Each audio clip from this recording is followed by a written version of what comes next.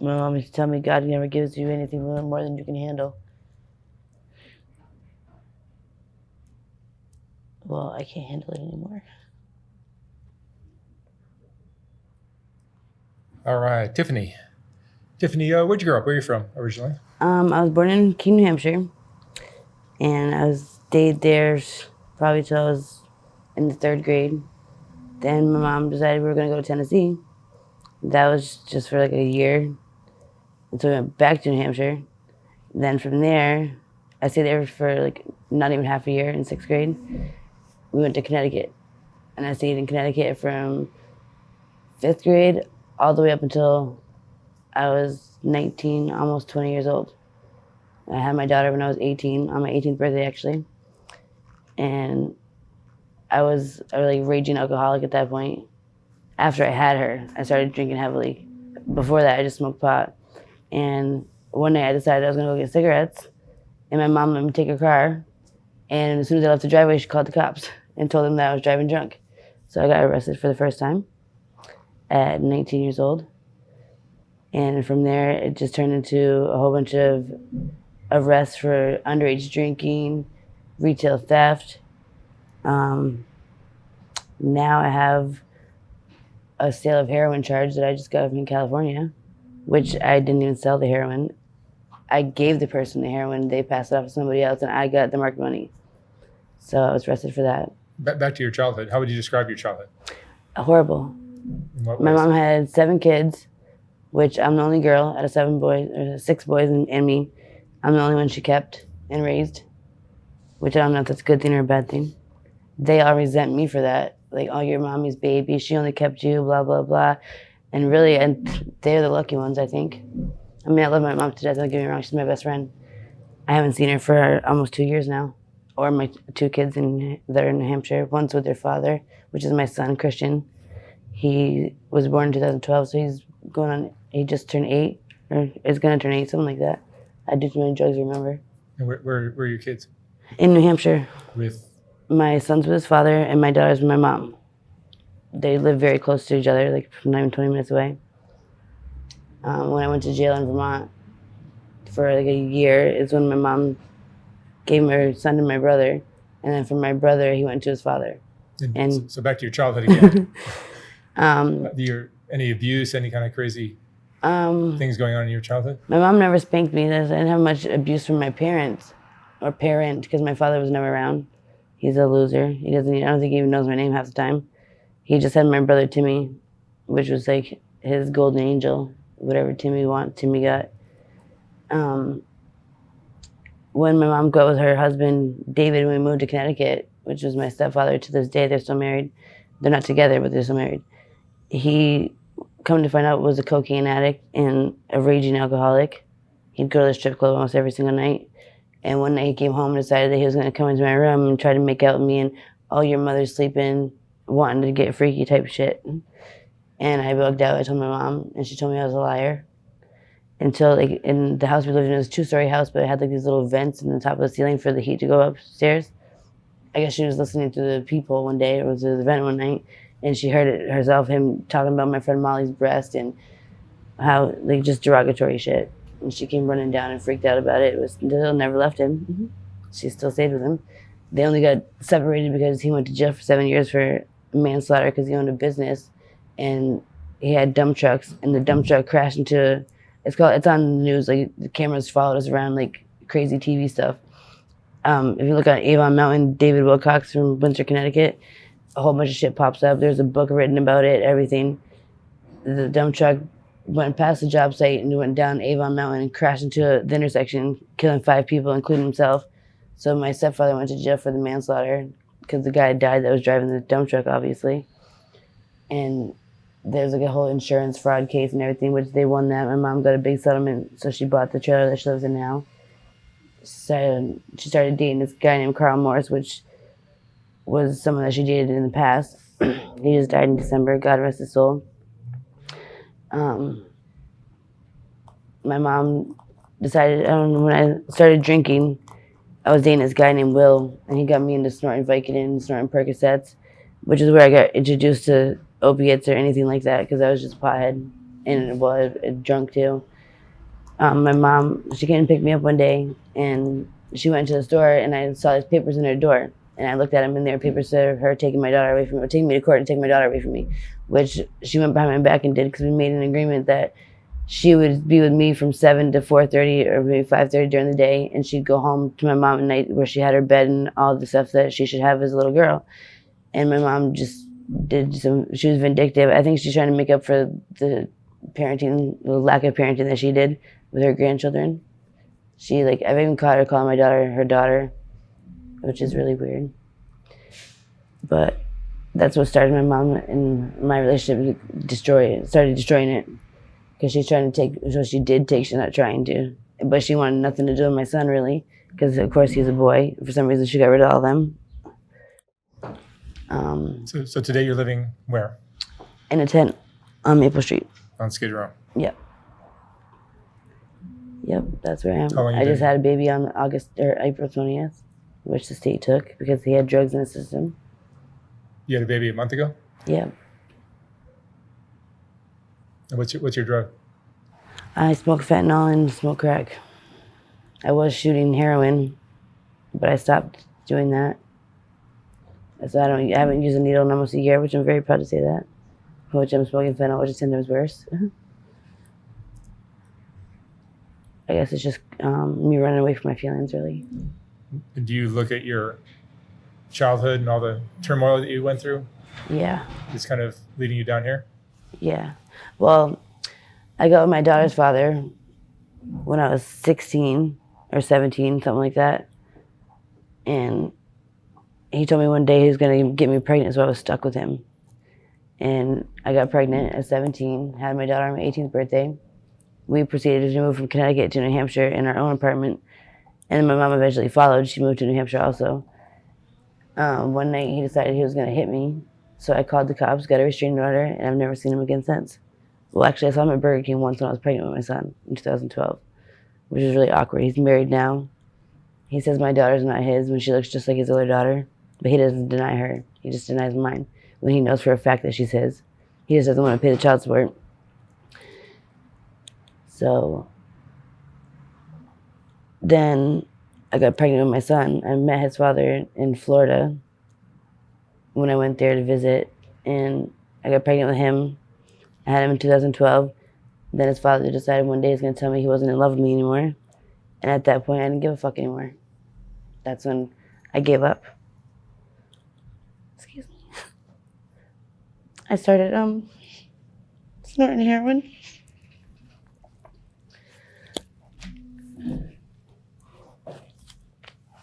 I was just snorting Percocets, which is how it all started because, like I said, I met Will and I started snorting Vicodin with him. I had an ear infection that night, and he's like, "Oh, give me one of those," and I didn't understand why until I did it,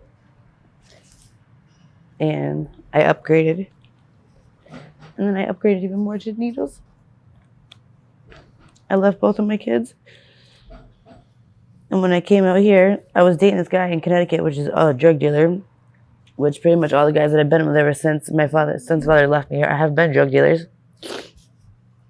I was in a wicked abusive relationship in Vermont after my son's father and me split up.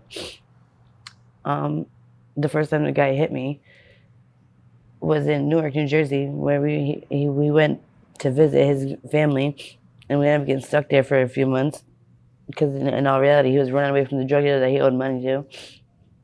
And I just picked up everything and went with him like you're an idiot. And he decided that he was going to hit me. So when he was sleeping, I left. And I went to the bus station and I went back to Vermont. And 3 months later, he shows up in Vermont, and like a dumbass, I went and met him. And as soon as he closed the door, he started choking me and told me to get in the bathroom and take how do you say it? I don't know, pretty much just get in the bathroom. I went in the bathroom with him. He beat me for 25 minutes straight. He made me clean up the blood. And if I didn't do it right, he hit me harder. He took a wooden brush and beat me in my hands with it. My ears were like big, like a boxer, like when they get fucked up ears. My face was totally fucked up. Eventually, I got away from him, because he got arrested. I think he's still in jail now to this day, actually. And then I started dating this other guy, and they called him BS. That was his drug dealer name. Then they decided they were going to come to California to spend some of the money that they've been making selling crack, and I came with him. I got lucky because I had an expired ID and a birth certificate, but they actually let me get on the airplane. And since I was so addicted to opiates, originally I was supposed to quit doing opiates a week before we left, so I didn't come here with no drugs and I wasn't sick or anything like that. That didn't happen, of course. So when he was sleeping one morning, I took $20 and I went outside and asked somebody where I got drugs. They told me go 6 blocks that way because I was on 6 and Flower at the Standard, and until you hit San Julian. It was more like 10 blocks, they lied. And I came down here. I didn't know that they called it black because we call it down where I'm from. And we call crack hard. They call it cavi here. So everything was really different. I never saw crystal meth in my life until I came here, which I don't do that drug. I was shooting fentanyl back in Vermont. I overdosed 4 times. But when I came here, I was scared to do the fentanyl because I didn't want to die again. And then after I stopped using needles because I couldn't hit myself anymore, my veins were just totally destroyed, I started smoking the fentanyl, which was just an easier high, a quicker high, a better high, a lot more expensive high. And I would prostitute here.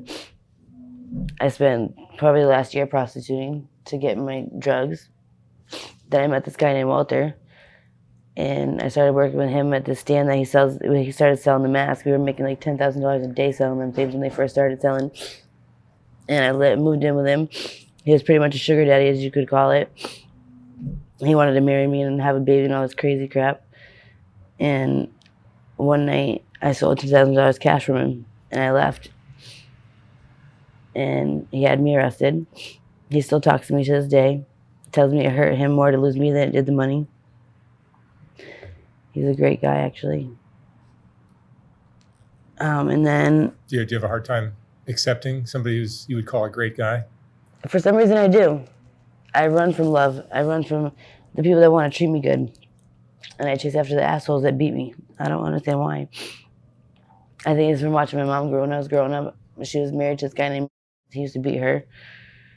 And it's something in my head thinks that's okay, which I know it's not. I know right from wrong. But for some reason, I just deal with it. Yeah, like the guy I'm with now, he was great for like the first month and decided he was going to backhand me the other day. I still haven't left. It's like intellectually you understand the one guy would be better for your life than the other. Right. But your behavior just takes you. Yeah. There's this guy named that's here. We were really good friends, and he wants to be with me so bad. He begs me and begs me and begs me to leave the guy that I'm with. And before I got with the guy that I'm with now, I was with this guy named Jonathan, and he was awesome. I just treated him like shit, and I left him because I started cheating on him with his friend, which I ended up getting engaged to Q. Her name was Maritis. That's who I got pregnant by. And the whole time I was pregnant, I was smoking fentanyl and smoking crack. So when I had the baby, I didn't even hold him. I was going to, but I was so exhausted from the labor, I fell asleep. And then the next thing I know, I was getting woken up. DCF came in, pretty much told me I wasn't leaving with the baby, which I already knew that before I even got there. The whole pregnancy, I had no emotional attachment to him because I knew I wasn't going to have him. I didn't even know if it was a boy or a girl until he came out. And when I saw him, he was so cute. Everything, all my feelings changed. I wanted to keep him, but I knew I couldn't. I didn't even name him. I don't even know where he is right now. I was supposed to go to court on the 30th and I didn't go. Pretty much because I know nothing's going to change until I do. And he deserves a better life than to be with me. And I already have 2 kids that I left and abandoned. I don't deserve another one. And I shouldn't put another child through that. So right now, I just act like it didn't even happen, really. It's like I wasn't even pregnant. It's like I have no feeling toward it at all. I mean, I do, but I don't. Every day someone's like, where's the baby? Did you have the baby? Where is he? I was so sick of hearing that question. Do you feel like the path that your childhood put you on is fixable? Can you behave differently? Can you make good decisions? Oh yeah, I could if I wanted to, or if I tried to.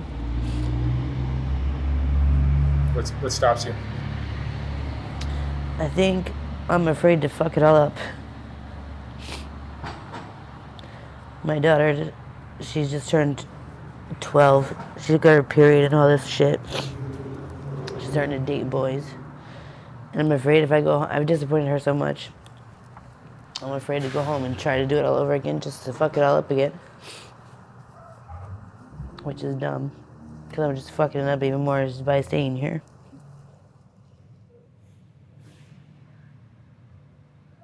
What emotions do you deal with most?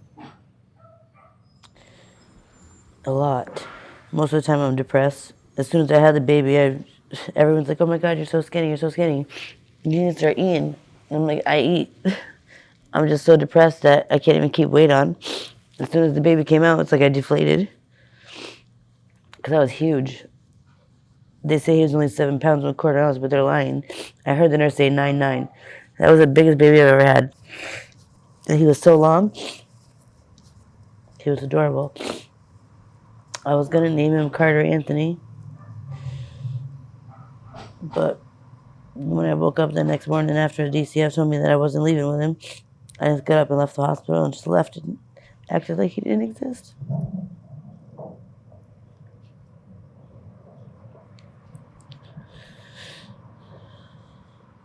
He's better off where he is, I'm sure, than to be with me. I mean, I live in a tent, for Christ's sake, so what am I going to do with a kid living in a tent with a dog and 2 kittens?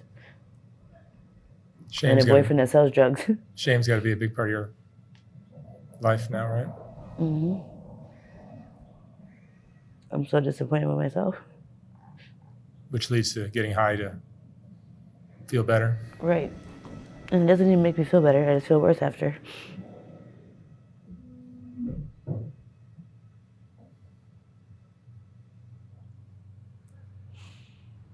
Looking back at your life, what do you wish had been different?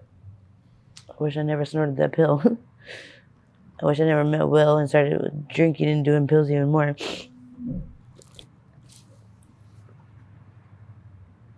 Do you feel like you're a product of the environment, the childhood environment that you... Not really, because no one in my family really does drugs. I'm the only one that turned out to be a junkie. I mean, they smoke weed and drink every once in a while, but no one does hardcore drugs like I did. I mean, I guess go big or go home is what I said. So your dad was a drinker? Yeah. He wasn't really in my life much. The only thing I remember about him was going to his house and him bitching at me because I was chewing chips too loud. Was one incident. Or I asked him to borrow $10 and he told me I owed it to him. I had to pay him back. When that's the only thing I can remember him giving me. As an adult, at least. My stepmother did more for us than he did. Like, she bought the presents. Just put his name on them. He does everything for Timmy, though. Got him in a race car, put him in racing. Anything Timmy wants, he gets. I guess that's the way it is with me and my mom, too. She gave me everything I ever wanted. She never really told me no. I never got grounded. If she told me I was grounded, I just begged to go somewhere, and she got sick of listening to me and told me to do whatever I want. So grounding me just lasted all of an hour, if that. Which is a lot of the reason why I am the way I am, because I got everything I wanted. And my mom was doing the same thing with my daughter. She spoils her to like, she never tells her no. She'll hold her plate up and go, Mama, I'm done. And my mom will go get it and put it in the sink. But when my son says that, she's like, get off your ass and go take care of it. When he's 2 and she's 10. How old are you now? 30. 30. Do you have hope for your future? I mean, I want to be the mother I should be, that my kids deserve to have. I want the white picket fence and the happy family. I don't see it happening anytime soon.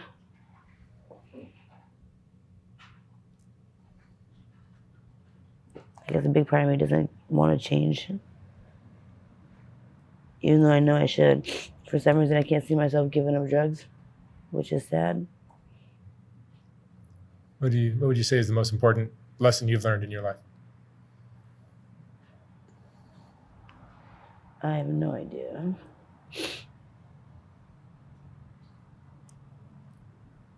I mean, everything happens for a reason, I guess. What reason it is that I'm put in a situation, I don't know. Besides my own selfishness. My mom used to tell me God never gives you anything more than you can handle.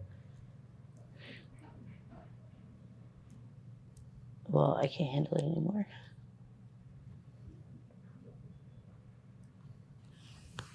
My biggest fear is I'm going to end up dead. Or that my mom's going to die before I see her again. And then what happens to my daughter? That's not enough to make me stop. Which is just ridiculous.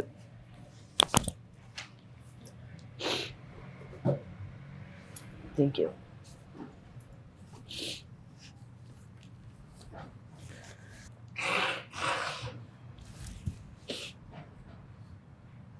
I mean, even when I was trying to change and everything like that, my mom never said she was proud of me.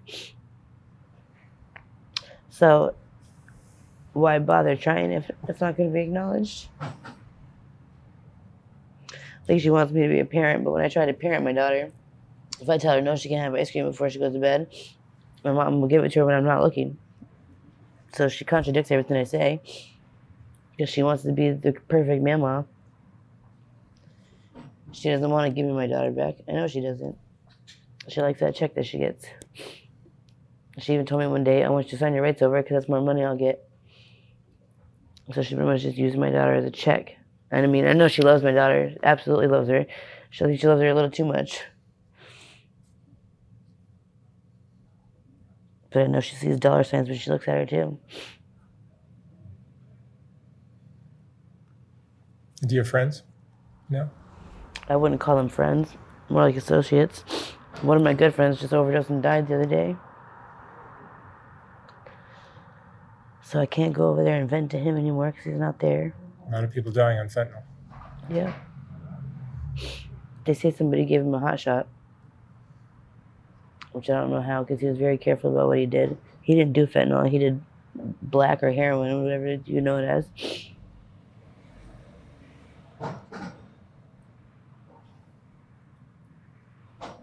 And I feel like I can't even talk to the person that I'm dating because everything I say or everything I do, I'm fucking somebody else.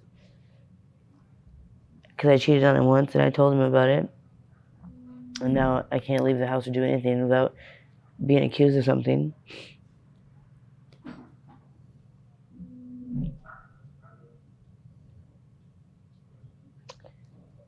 Yeah, life is pretty hectic for me right now. I'm pretty close to my breaking point. Does it feel better to talk about it? Yes. I mean, I'd like to talk to my significant other about it, but I've expressed to him that my father wasn't there and how much of an angry person he was. And then one day he's like, "You're just like your father." I'm like, how can you say that? My father wasn't even there. For one, you don't even know him, and I'm nothing like him at all. At least I don't think I am. But then again, I'm selfish. He is too. I guess I don't want to believe that I'm like him. It's more like it. Because he's everything that I don't want in a father. My stepfather was a great stepfather until he tried to have sex with me. That just ruined everything. But yeah, one day at a time. All right, Tiffany. Thank you so much for talking with me. You're welcome.